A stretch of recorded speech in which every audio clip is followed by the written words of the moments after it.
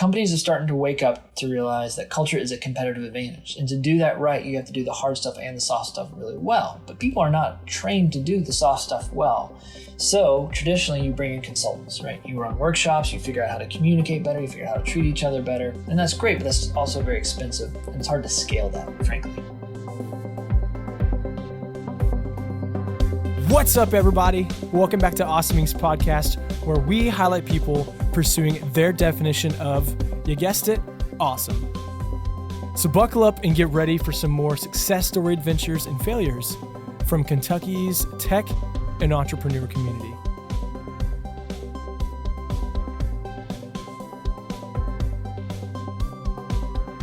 Hey guys, thanks for checking out this episode of Awesoming's podcast. Brought to you by NASCAR. That's a really bad joke. One day we'll have a great sponsorship. And wanted to say we're sitting down with Charley Miller. Actually, we're on a Zoom call with Charley Miller. I'm sitting down, he's sitting down as well. And man, I am excited because Charley is whipping up some madness over in Louisville. Madness is a great word. That's what startup life is all about, man. I totally agree. Well, Charley, my first question, and hopefully this is completely out of left field. Why is there a Y in your name with Charley? You're the first guy I've met that spells it with a Y, which I am fanatical about. That's awesome. WHY, right? Yeah, so I come from a few Charleses on both sides of the family. And, I think, but my parents decided, don't make me just another Charles, but, I'll be the first Charley. There's one great-grandfather went by Charley. I don't even think he was a Y, but he might have been, and maybe that's where it came from. I never asked questions about it until I got to school and realized all the other Charlies were IE, and it always became kind of a joking point of friction to what was better, IE or the Y. And, I will proudly tell everyone that Y is better than IE, although everyone misspells my name, including my own parents sometimes. It's hilarious. But, yeah. Charley with a Y. I'm the exact same way. I went to a school named Barrett growing up for middle school, Barret, and I can't tell you how long the one T followed me into my working career, but that's another story. So I wasn't sure if the Y came from some English descent or some family line or what was the cause of it. There was a great grandfather named Charley Morgan. And I think that's where it came from. But there's all these stories in the family of the small, this is Benton, Kentucky, small town, Western Kentucky, of the one police officer there was named Chewing Gum Charlie. I kind of like to think it came from him too, because that's a cool name. But unfortunately, I don't have a nickname like Chewing Gum. No, that is true. Neither do I. That actually is a pretty unique name. Well, speaking of Charley, you mentioned Western Kentucky. Would love to hear your glamorous beginning. How'd you end up in Kentucky? And then maybe give us a quick overview as to how you wound up starting a Kentucky-based company. Sure. I'll try to give a short background here. So I grew up in southern Kentucky, actually in Adair County, or better known as Adair County. And when I was 7, I moved up to Jefferson County. But my mom's family comes from Western Kentucky and Marshall County. So got a few places that feel familiar to me around the state. Got the tattoo on my leg, too, to prove that I'm a Kentucky boy through and through. That said, I did leave for a long time. I lived in San Francisco and Boston, in New York. Most recently, I was in New York for a decade. I went to graduate school up there to learn about technology at NYU in a great program called ITP, which is a sort of a creative technologist program where you learn all kinds of different ways to apply technology to the world. And I came out of there realizing I had a thing for game design and got hired by a startup called Cognito with a K, speaking of funny letters and names. And Cognito was this, 7 people, and we developed this cool conversation engine to teach people how to have difficult conversations in the workplace. Who knew I would be circling back to that in a weird way, 11, 12 years later. But one thing that Cognito did is got me a taste of the startup world, and I loved it. It was exciting. At that point in New York, this 2008, 2009, the startup community was just starting to kind of get more formalized. There's always some fintech in Wall Street and some ad tech, but like the rest of that community was just getting going. It was super supportive. It reminds me a lot of what's happening in Kentucky right now, actually. So a lot of good people trying to help each other. I tried my first startup, which was called giveanddate.com, which was a dating site to raise money for charity, for local charities in New York City, and learned a lot about the do's and don'ts of a startup. Got that going for 19 months until we decided to call it quits because we The community was kind of awkward. We had 40 women to every man on the site by the time we shut it down, which wasn't really good for a dating site. But we did a few things right, and we did a few cool things technically that raised some eyebrows, which is cool. But I won't go into that whole story. Use that to then do some projects for some clients, helping them get their startups going. The game design thing got me some gigs with Hasbro. And I don't know if you can see my video right now, but there's some products over my shoulder that I did for Hasbro, including some stuff for Nerf hoops. And we did something called 3D 360, where we developed a long before Google Cardboard. You put your iPhone in this plastic device, and you could play these 360 3D games. And it made everyone motion sick, and it was kind of dead on arrival, unfortunately, but it was really cool making that. The partner that I did that with, inventor named Ito Siegel, and Ito showed me this prototype of this crazy video technology where he imagined it being interactive for viewers, where you could just click or touch on something, and it was just interactive for the viewers. It was the author, whether it's a website or just graphics you're throwing into the video. And I can totally see the vision of that because I have a background in experimental film, and I convinced him to let me try to turn that into a full-on product, and we together started TouchCast. And TouchCast went from a few of us to a lot of us. We had, I think, over 100 people around the world, if you count contractors, doing some video production work across 7 different time zones. So we were doing the remote thing. This is like 2012, 2013 when we got that going. And, a whole nother education here, how to sell to enterprise, how to manage an entire suite of products, how to try to cultivate culture across 100 people in 7 different time zones. And that was honestly the inspiration for me to start Unitonomy about a year ago. I stepped out of TouchCast to start Unitonomy. And it's because I just became so passionate about this problem of like, how do you cultivate culture for remote teams? Why isn't there a turnkey system out there to help a growing company figure out all the different things you need to figure out, how to make sure people are connecting really well across all the work? And it's not just collaboration in the sense of looking at each other's whiteboard or something like that, but like forming the bonds, understanding alignment, making sure that you understand how people feel, making sure there's a place for all the shared knowledge and people aren't asking the same questions over and over. So that's kind of the inspiration for Unitonomy. And about 5 years ago, I moved from New York back to Louisville, working remotely with TouchCast, but came back for a few reasons. My wife is from here too. We met at a derby party in 2012. She was in from LA. I was in from New York. I was just starting TouchCast. So it's almost like the universe was pulling us back here, and we came back to have kids, and which you might hear running around at some point.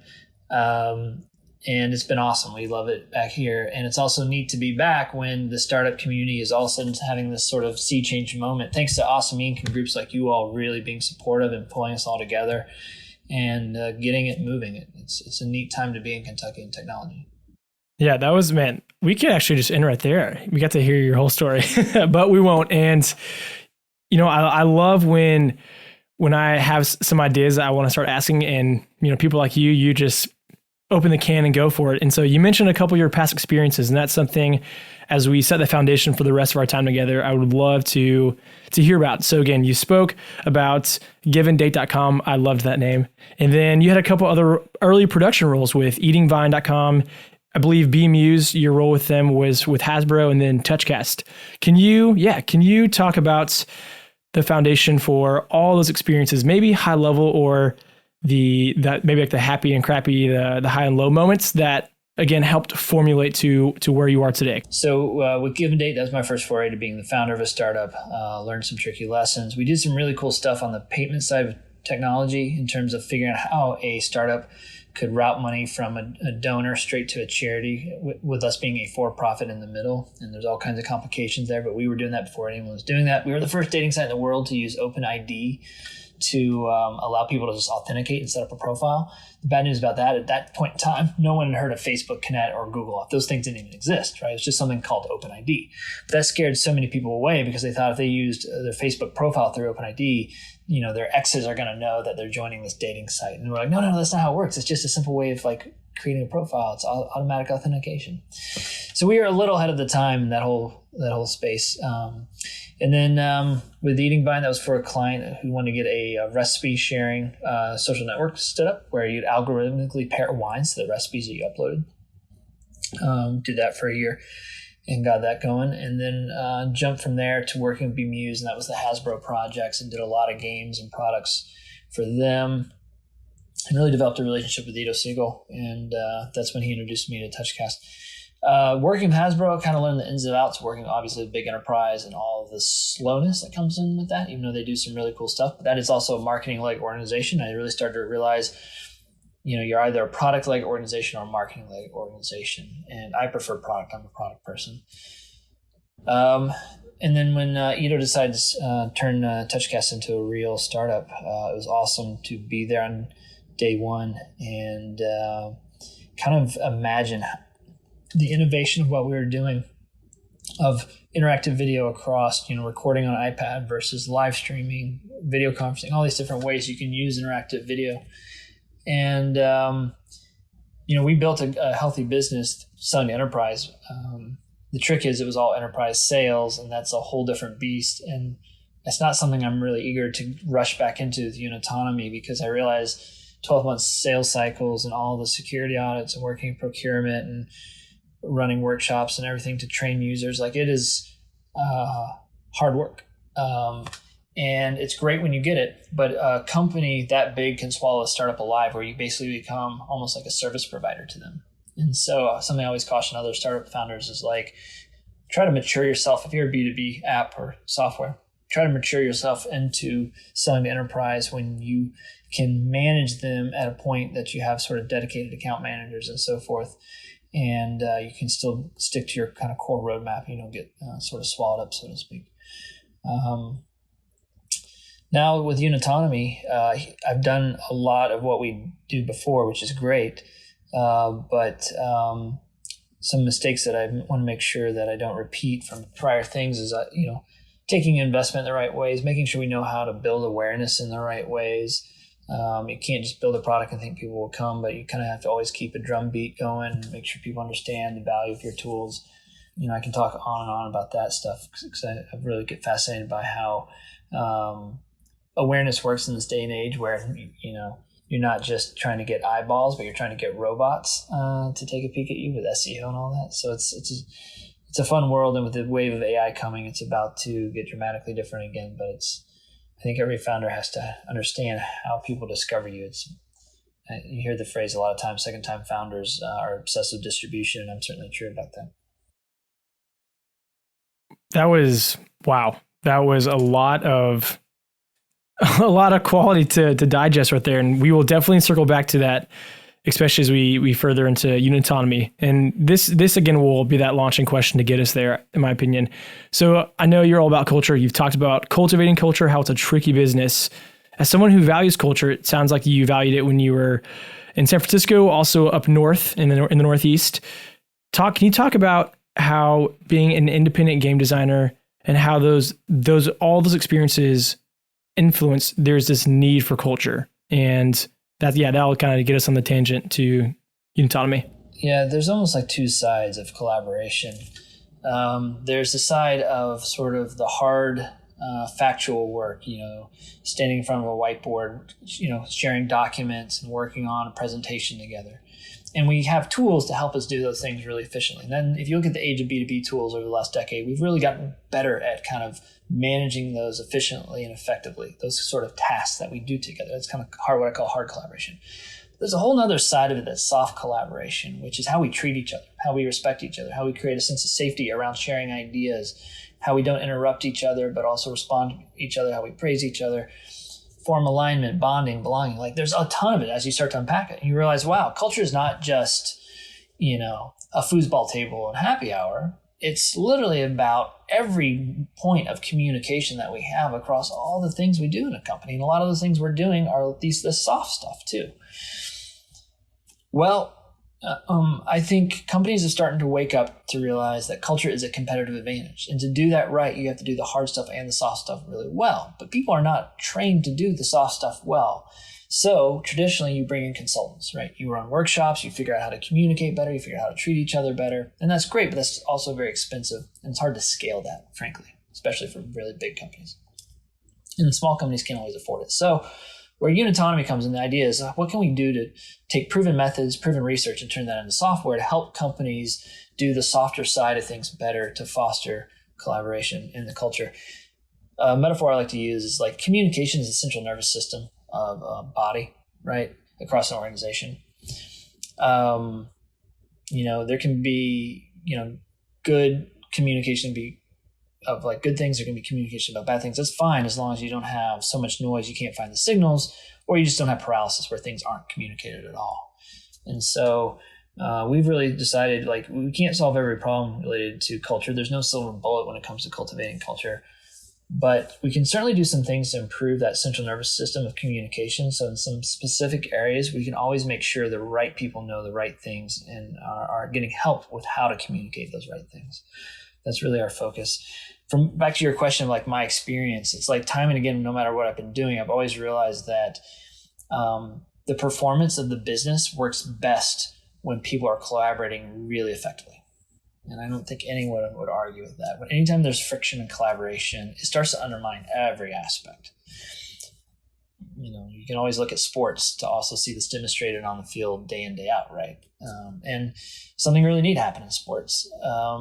About a decade ago, people started looking at advanced analytics to really understand how players complement each other in a lineup, how they actually work together as a team instead of looking at the silos of performance of, what's that person's batting average? That's kind of meaningless now as much as it is about how the player does all these little intangible things. But a better example maybe is something like basketball or hockey, where they have like the plus minus statistic to really understand how does this person collaborate with the other players in terms of the overall team's performance. That was another inspiration for Unitonomy. In fact, it's why our colors are green and gold, because that's like the Oakland Athletics, which is the famous Moneyball thing related to their GM Billy Beane and the book.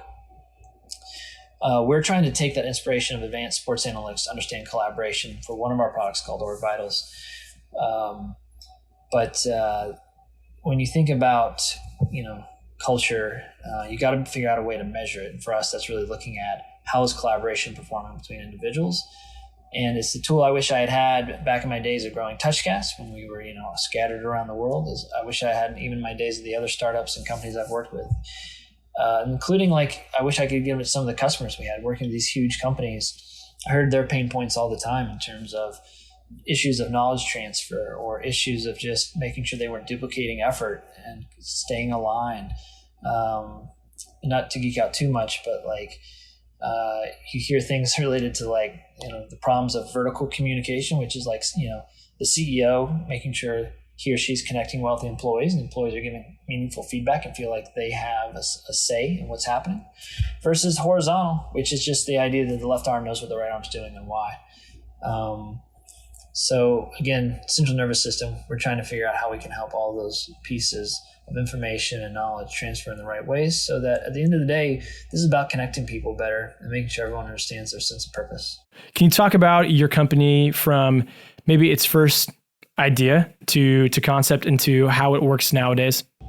Absolutely. I've been in the headspace for about 5 years as we suffered the problem internally at TouchCast of just figuring out how to cultivate our culture as we were going from 20 people to 40 people and having to reinvent how we worked. And then, of course, by the time we got to 60 or 80, we were kind of reinventing it again. And we kept trying to figure out how do we just keep communication flowing in a good way. We turned on Slack like so many companies do, and that just created a lot of noise. We had more and more meetings to make sure we were staying aligned and bonding and developing a sense of direction and belonging. And then we're doing so many meetings, we don't have time to do the real work. And I talked to more and more companies and other founders up in New York, and I realized our problem is not unique. It's very common. So I just started reading. I read a lot of books. I got into a lot of white papers and realized that there are definitely some proven methods out there. And so I started thinking, why can't we just turn some of this into software to help people? Well, that's it, guys. Thank you so much for checking out this episode of Awesomings Podcast. And another quick thank you to Lee Rosevere and a few members from our community who provide the music that you hear in this show. Lastly, give us a follow on Instagram, Facebook, all that jazz. Or, even better, come on down to our space. Come be a part of our community and get plugged in, and let's start something awesome together. You guys rock. We'll see you next time.